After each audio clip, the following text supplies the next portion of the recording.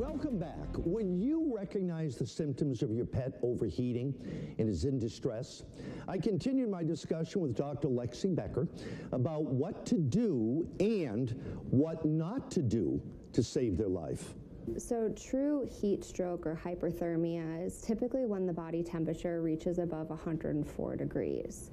The normal temperature for a dog is 100.5 to 102.5, so that's pretty elevated. And the symptoms that you would see is excessive panting. Oftentimes they'll have brick red mucous membranes, or they can be really pale. They can be a little disoriented, wobbly, vomiting or diarrhea, and sometimes they can even lose consciousness or have seizures. So those are all symptoms of potentially overheating that would be very dangerous. What should you do as a pet owner if you think your pet, for some reason, is showing signs of overheating? How do you cool them off? So the first thing you'd want to do is get them to a cool environment, so like air conditioning inside in a shaded area. And the next thing you want to do is call your veterinarian or a local emergency clinic, because in certain circumstances they're going to say just come right in.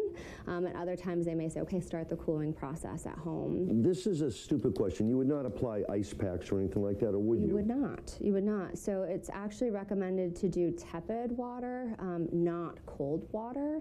And the other thing that's a little counterintuitive is some people will put cold towels around their dog, and that's actually, it'll trap in the heat. So you want to actually wet the hair coat and apply a fan to encourage evaporation rather than trap the heat in. On a sunny day in the early morning, the pavement temperature could be 72, and the grass would be around 70.